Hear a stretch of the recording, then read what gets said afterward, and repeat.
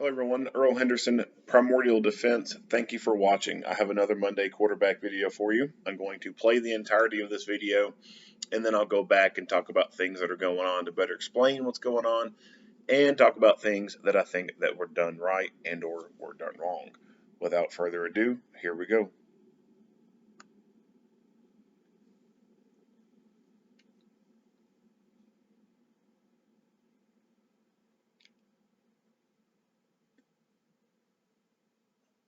This critical incident video details an officer-involved shooting that occurred on September 1st, 2021, just after 12 p.m. Warning, the following video contains graphic images and language. It is not suitable for all viewers.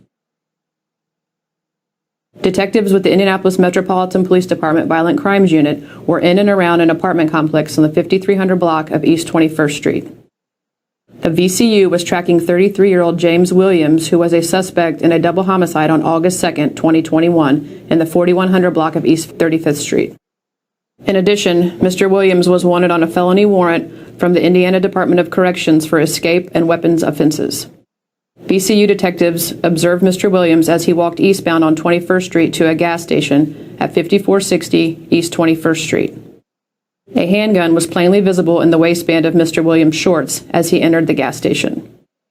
Mr. Williams was in violation of Indiana Law 35-47-4-5, possession of a firearm by a serious violent felon. Mr. Williams was inside the store for more than an hour. VCU detectives waited outside for him to exit. Multiple store security cameras captured video of the incident. Mr. Williams exited the store and VCU detectives approached him in the parking lot. VCU detectives were wearing vests clearly marked with the word police.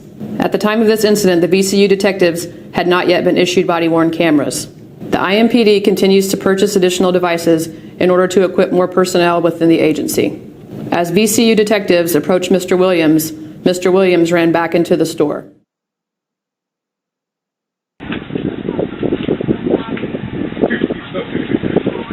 I'll get you later out.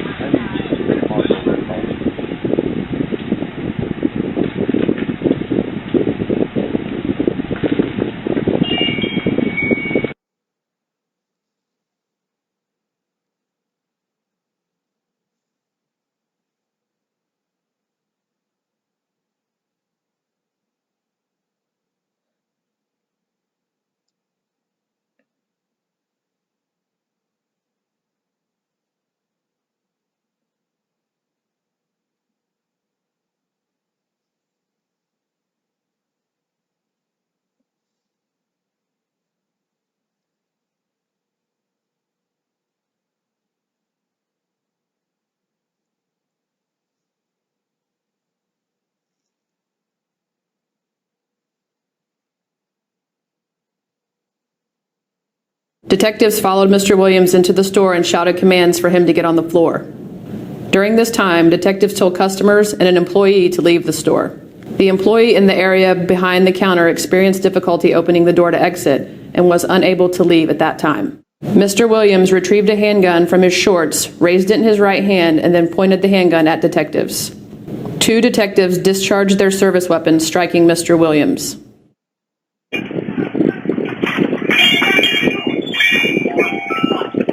Get on the ground! Get on the ground! Get on the ground! Get everybody get on the ground! Get everybody get on the ground! Get everybody down! Get on down! Come on out, crawl out! Everybody out! Everybody outside! Go outside! Go outside! Go outside! Go outside! Come on out! Come on out! Don't shoot me! Come on out! Get your hands up! Let's see those hands! Get on out! Get on out! Get on out! Let's see those hands! Hey, come on! He's on the phone! He's on the phone! Get up! Let me see your hands! Store clerk! Store clerk, get outside! Bring the dog in! Bring the dog in! Come on, dog, come on! I'll shoot you! Back out! Shoot! Get out!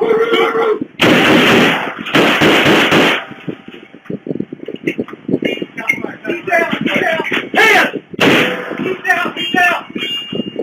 Show me your hands! Show me your hands! Show me your hands! What? Show me your hands! I'll tell you right here! Don't you fucking move! Don't move! Don't you fucking move! He's down. Start everybody. I I'm not, you know, I'm going out. I've got him, I can see the guy. I'm with Oh, Bill, do not move. Do not move. The following is a segment of the previous security camera video. It shows Mr. Williams with a cell phone in his left hand, which he placed on the counter. Then, with his right hand, he retrieved a handgun and pointed it at the detectives. The video has been magnified. Bring the dog in! Bring the dog in! Come on, dog, come on! I'll shoot you! No, get out! This is a photo of the gun in Mr. Williams' possession, which was recovered at the scene. The firearm was entered into the National Integrated Ballistics Information Network to determine if the firearm matched evidence recovered at other crime scenes. The NIBIN comparison indicated preliminary matches to the following incidents: double homicide, August 2nd, 2021. Homicide and non-fatal shooting, June of 2020. Hit and run accident with shots fired, June of 2020. Paramedics responded and attempted life-saving measures, including CPR. Despite those efforts, paramedics pronounced Mr. Williams deceased at the scene. No other civilians or detectives were injured during the incident. The incident is being investigated by IMPD's Critical Incident Response Team. A separate and independent investigation will be conducted by IMPD's Internal Affairs Unit to ensure compliance with department policy. The Marion County Prosecutor's Office is being consulted throughout the investigative process. This incident will be reviewed by the Civilian Majority Use of Force Review Board.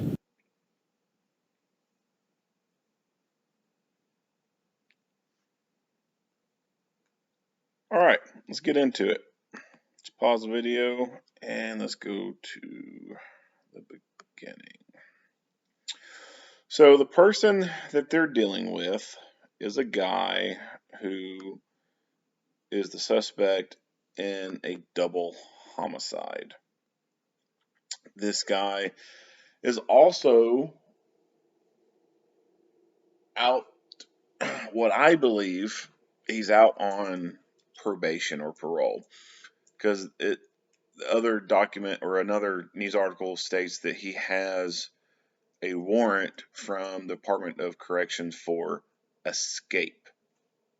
Now, I don't think that that's an actual true escape, like, you know, someone brought him a cake and had a little file in there and he chiseled his way out of his little prison cell, and then, you know, climbed the fence. I don't think it's that kind of escape, because there's other ways that people who are prisoners can get an escape charge. Just simply your Class D kind of inmates, you know, the ones who will go out and pick up trash on the side of the road.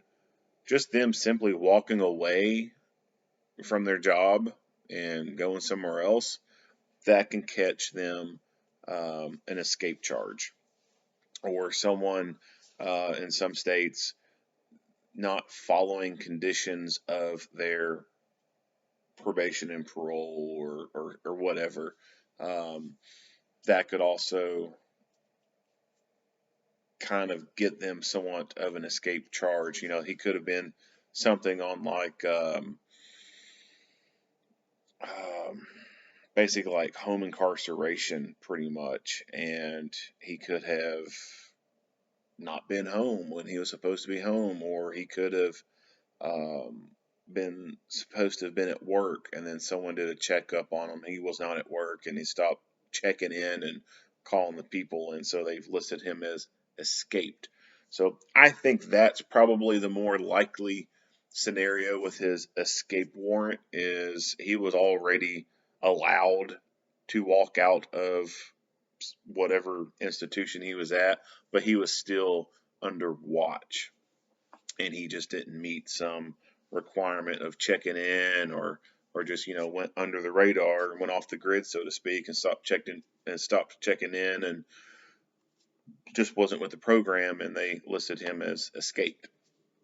So he has this escape charge, or I'm sorry, this escape warrant, and then of course he's also now the suspect in a double homicide, and that's what they're looking for this guy for.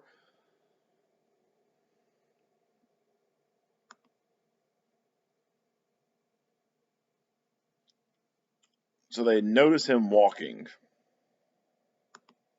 and he went into this gas station.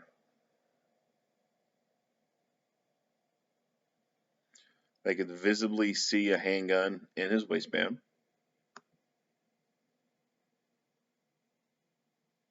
And of course, him as a convicted felon, he's in possession of a firearm. Oh, but wait, there's laws against that. Yeah, okay.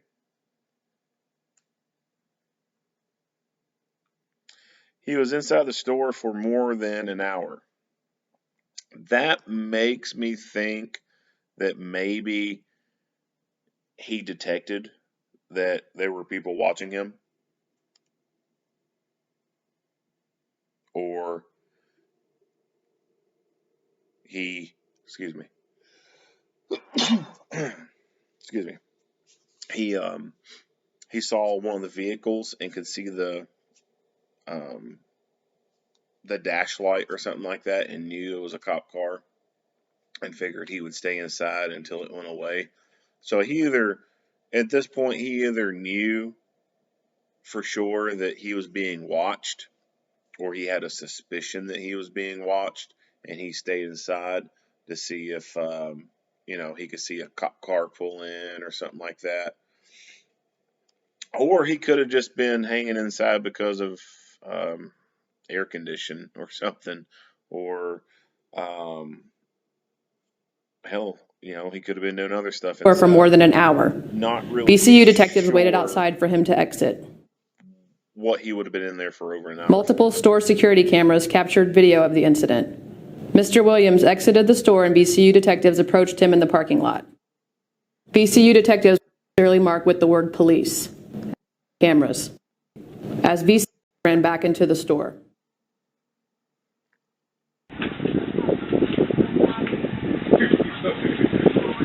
I'll get you later out.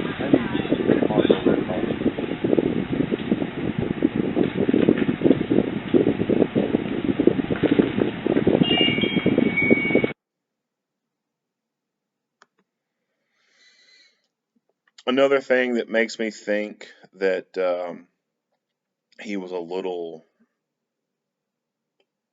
switched on, so to speak, that there could have been, police outside, is he is looking, right? He is trying to be situationally aware and looking around and seeing what's going on. He is looking over in this direction. This does look like the profile of a Crown Vic over here in this parking lot. So maybe, that's what he's looking at when he walks out here.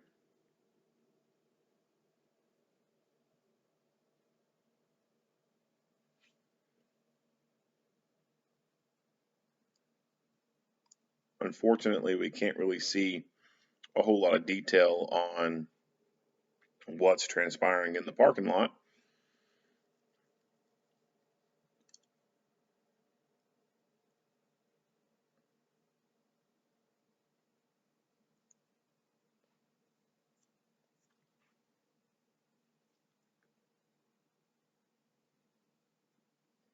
For some odd reason, they've decided to block out the images of the cars. I would assume that these are vehicles that are used in undercover operations, and they just don't want to show exactly what they look like because they're still using them. And you'll notice that these police have their faces blocked out. Detectives followed Mr. Williams.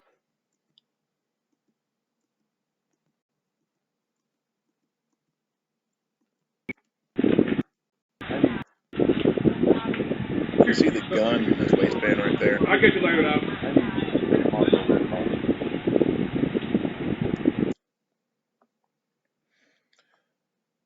This guy's an inconsiderate prick. I'll get you later out. So he decides to light his cigarette up right there in the store. Obviously, this guy has no regard for anyone, doesn't respect anyone else.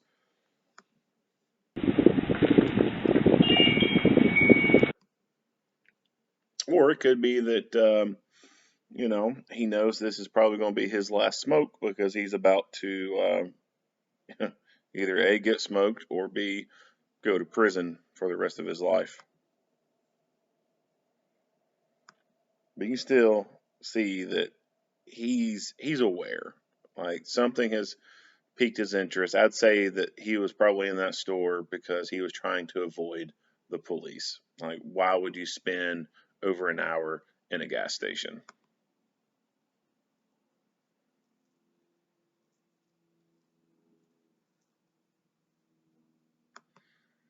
We can see the blur over here in this parking lot. So obviously, this officer had been parked over here for quite some time, just kind of sitting there watching the location. Now we see a blur spot right here. I mean, it could be a vehicle was right there in the roadway ready to turn as he was coming out. I kind of doubt it. I think this is just where when they were doing the video editing, they have to have the blur turned on, and this is just, when they turn the blur on, they have two different spots. This is just where one of the blur dots was resting when they turn that feature on,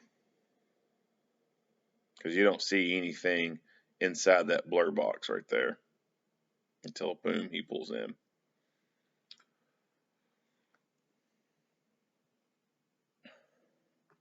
So he's running with his hand on his gun.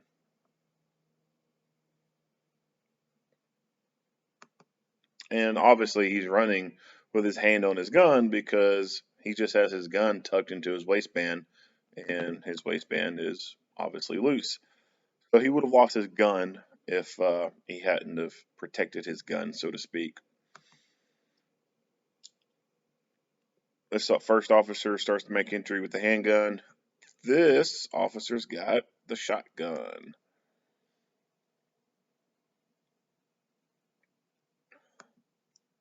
This guy shows up with the handgun. This guy shows up with a handgun.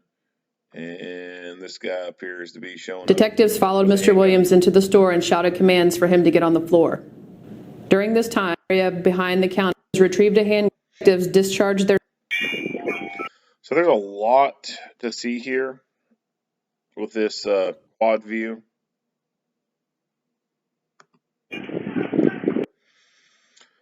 So this is the front door. Obviously, we're going to see him run in, and then down here, as soon as he runs in, you see this black rug. Well, this black rug continues here. You'll see him push forward this way. And you see this guy with a peach-colored shirt. Well, this guy with a peach-colored shirt, that's him right there. So you'll see him come into there and then go in behind over here where I guess it looks like drinks and coffee stuff is at.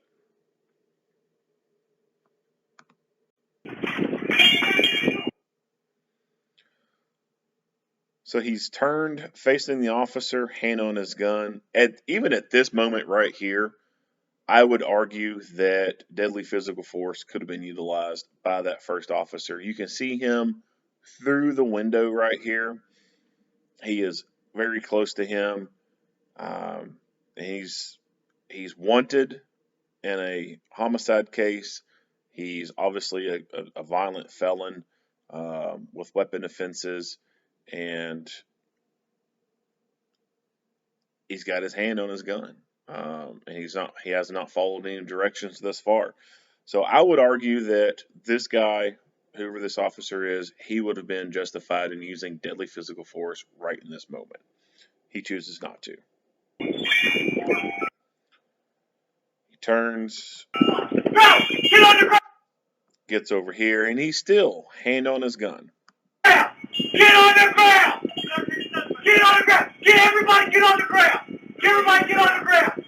Get everybody down! So he pulls something out to begin with. Get everybody get on the ground! Sets it on the table. Get on the ground! Get everybody down! Drops it on the Get ground. everybody get on the ground! Get everybody get on the ground! Get everybody down! Everybody down! Come on out, crawl out! Everybody out! Everybody outside! Go outside! Go outside! Go outside! Go outside! Come on out! Come on out! I'm going! I'm shooting! Come on out! Come on out! Get your hand! back it up. Get on. So let's pay attention to this top left corner here. So he comes in, takes off running. First officer in. Get on the ground. He's standing in the doorway. Not a big fan of standing in doorways. These are known as fatal funnels.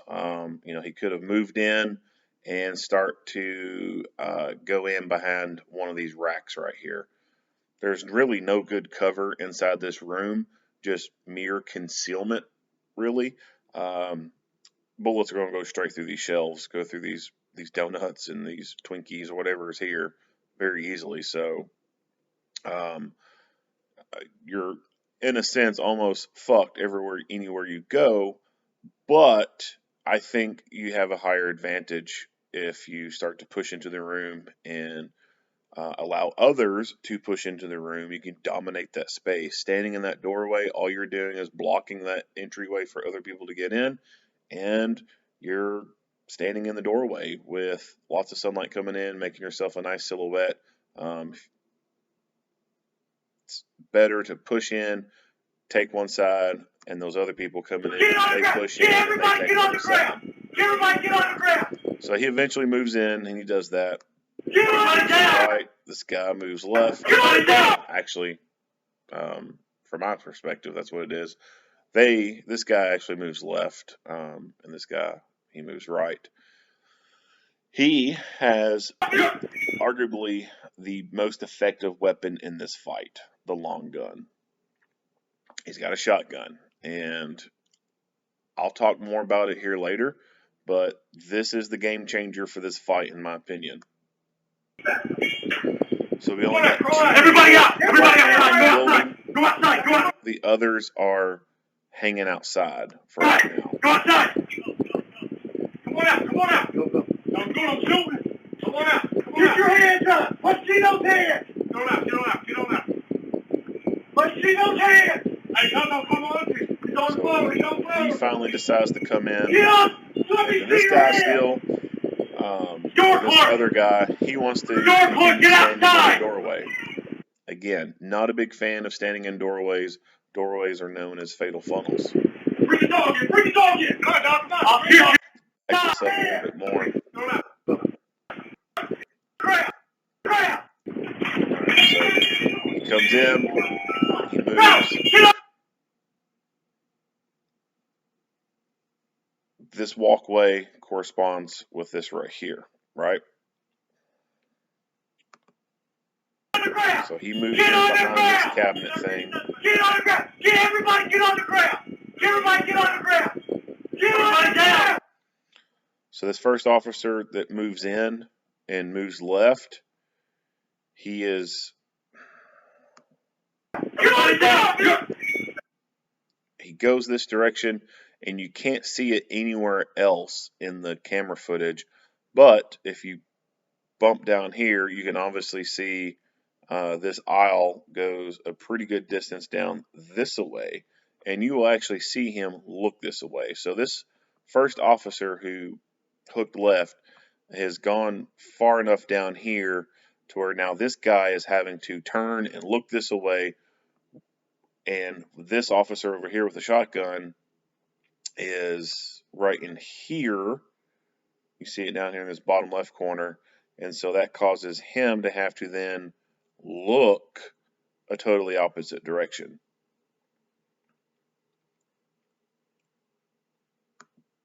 Come on out, crawl out. Everybody out! Everybody outside! Go outside! Go outside! Go outside! Go outside!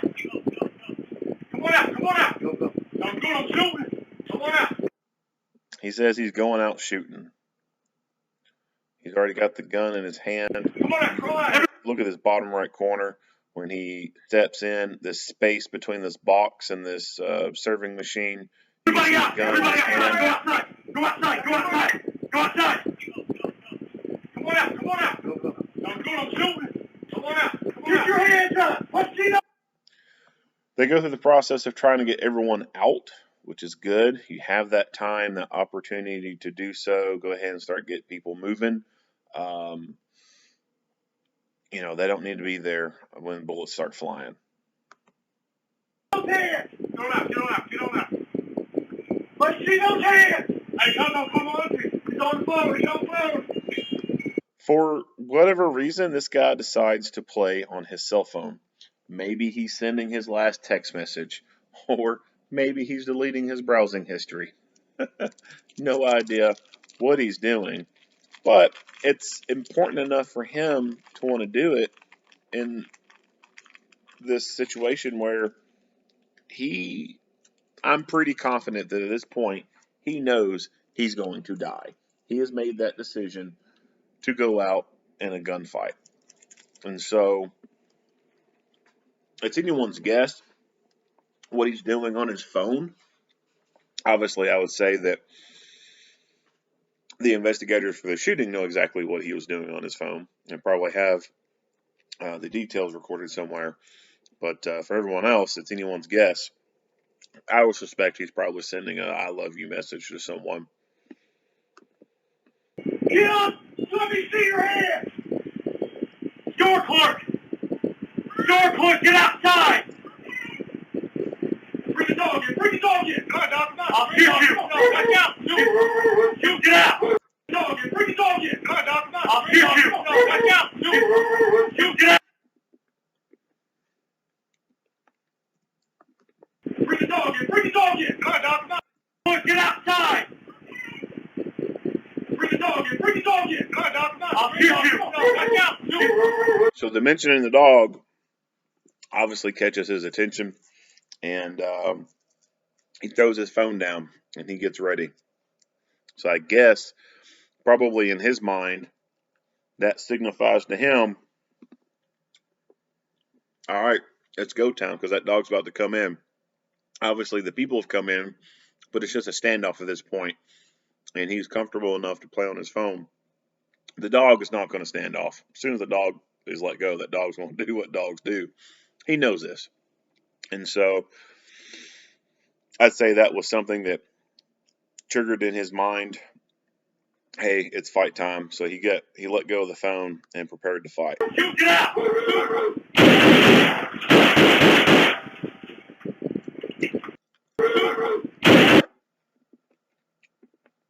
He lifts the gun, points it, shotgun guy fires.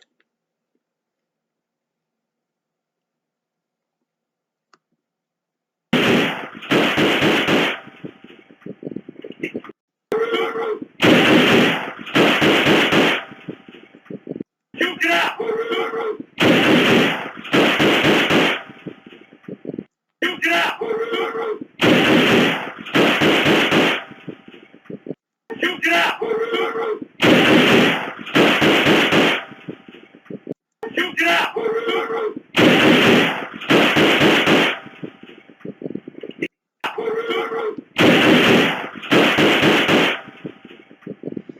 So I count 7 shots. It's difficult to tell exactly who the 7 come from because they don't provide any information on that. It could be a combination between the shotgun guy and that first officer who went in firing. But this officer with the shotgun definitely fires because you can see within these 2 frames right here, the muzzle blast knocks things loose. Get out! And you can even see a shotgun shell here on the ground. And when you see it, I think you can even see shotgun shells flying onto the shelf area right in there. Get out!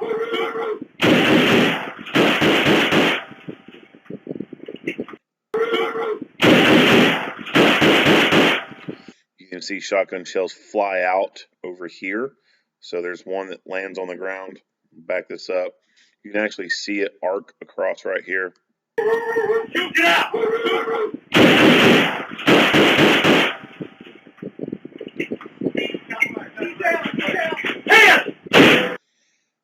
Now he's between him and the other guy.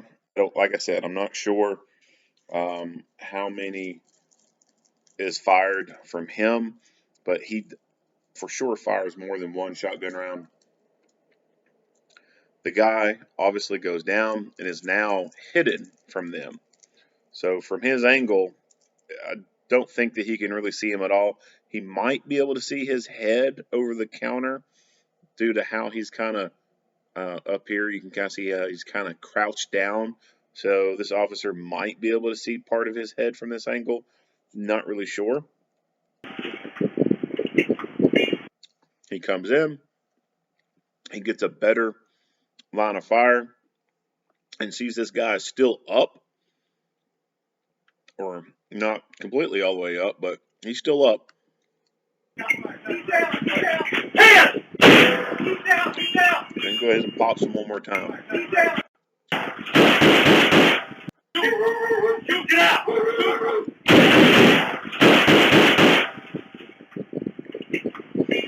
Of course, his hand is Get down! as soon as he pops Show him, me your hand! Show me your hand! he goes the rest of the way down. So that's a clear indication that he is no longer in the fight. Show me your hand! Show me your hand! I got it right here! Don't you fucking move! Don't move! Don't you fucking move! He's down. Start everybody. I'm not down right where I'm at. You can see that this is an auto-loading shotgun. You can see the charging handle, or little nub, right here on the side. Now, if it was him firing all those rounds, then it's time for him to do some reloading. So, while there's this lull in the fight, he needs to be putting shells back in that shotgun.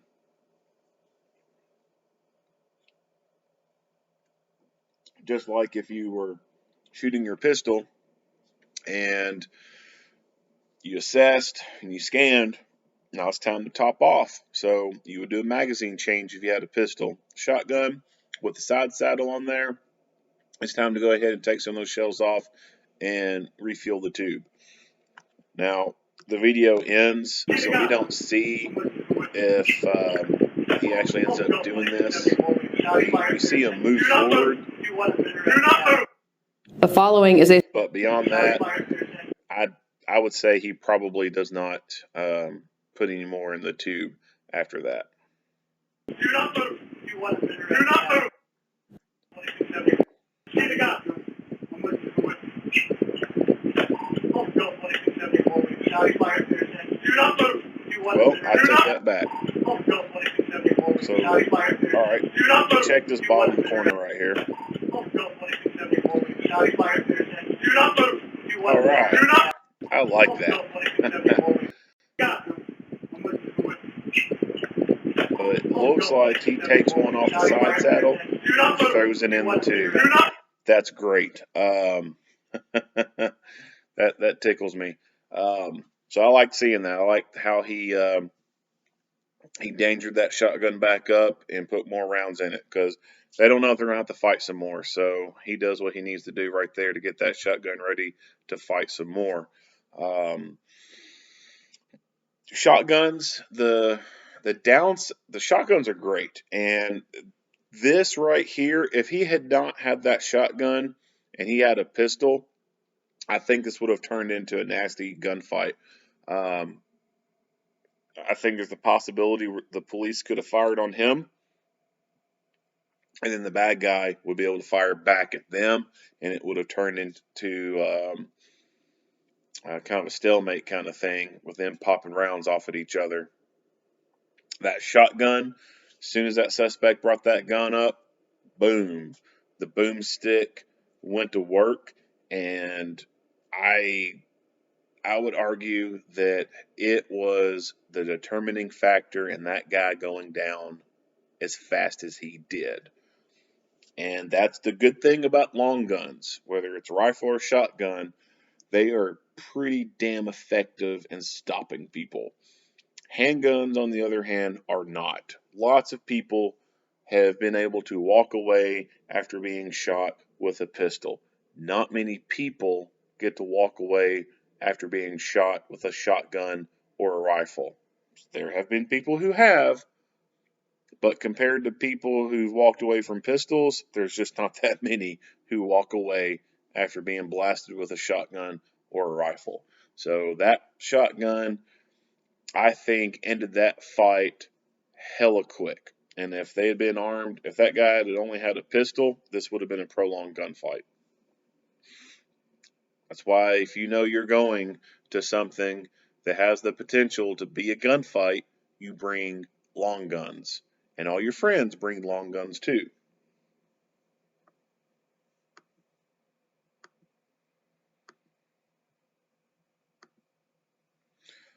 So I like how they magnify this right here.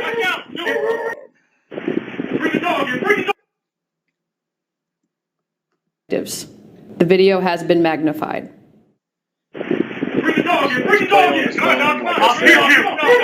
As soon as they mention the dog, he drops that phone. So he's already obviously been in fight mode, but now it's like line in the sand for him. It's go time. I'm assuming that they put the blur thing over his face because he probably caught some pellets to the face. I've tried to pause it multiple times to see if I can catch what goes on.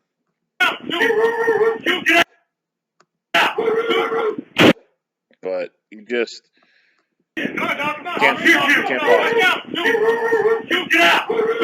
it. You see his head jerk.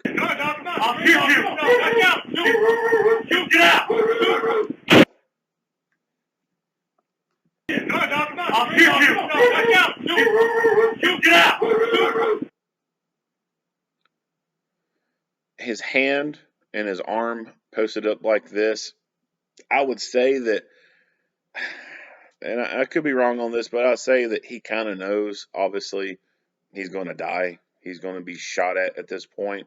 And this is kind of a defensive posture, him kind of putting his arm up because he knows there's going to be rounds coming at him.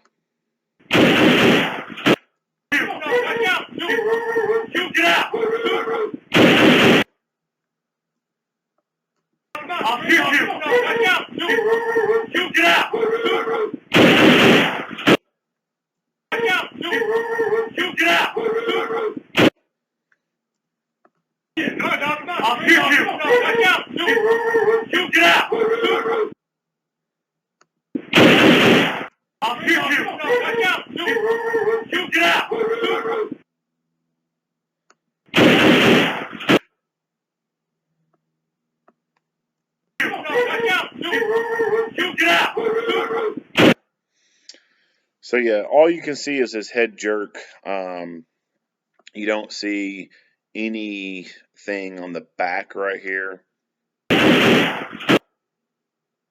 This is a photo of the gun. The gun he used, they were able to forensically examine it and determine that it was used in that double homicide that he was a suspect in, and happened to be involved in another homicide and another person who got shot, and had been involved in another incident with a hit and run with shots fired. So obviously, this dude has been up to no good for over a year. Who knows how long he had been listed as escaped. You know, it could have been that he did this thing in June of 2020 and then decided, oh, well, it's a wrap. You know, people may have suspected I'd done this or whatever, and then decided to stop reporting in because, you know, he feared that obviously, you know, if he reported in to whoever, that, you know, if he had to go to someone's office and do a piss test, that, you know, they'd go ahead and hook him up there. Or it could have been before this. I don't know. That information's not provided. But obviously, this guy has been up to no good whatsoever, no disregard for anyone's lives or anything like that. Just a freaking human colostomy bag. I mean, just a grade A piece of shit person, an oxygen thief. Someone that we definitely do not need in society.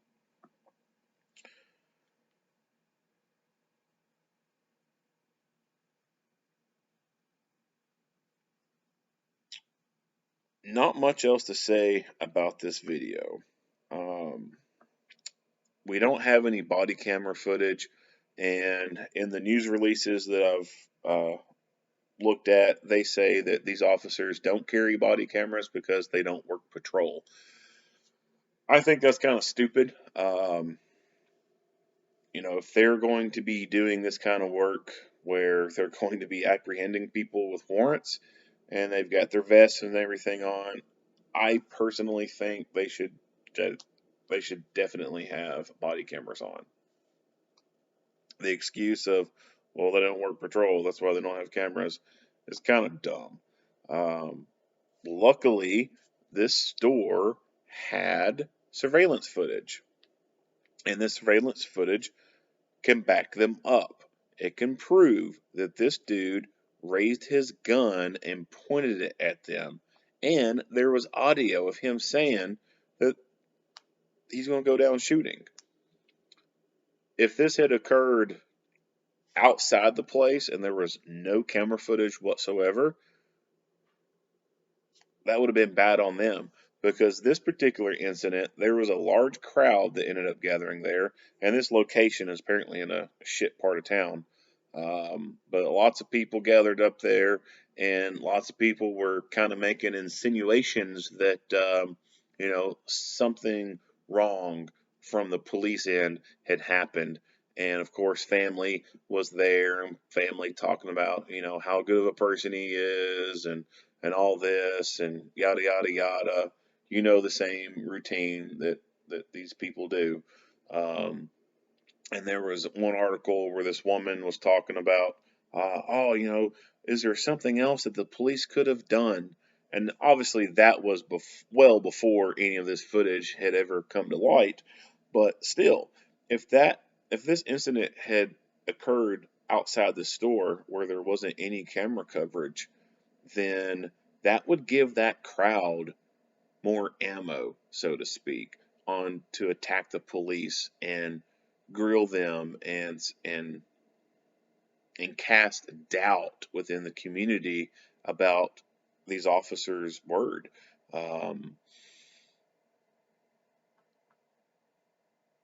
In the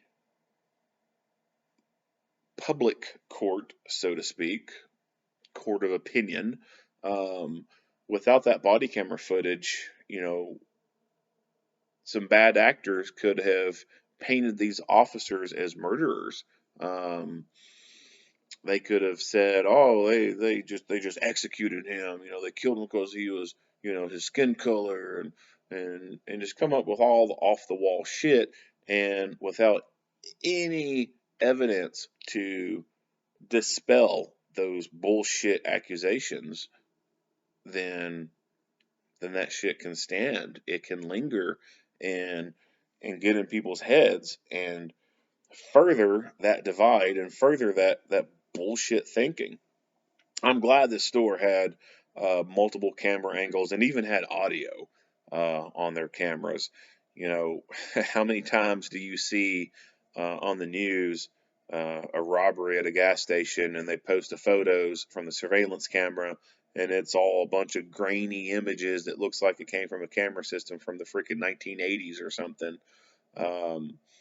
Obviously, this management of this store cares and wants to spend the money on good equipment, and they had pretty decent cameras, and this just so happened to be able to capture this incident and help exonerate these officers, and keep them from potential terminations or potential civil litigation, whatever, and prevent the city from having to do a freaking ghetto settlement with the family.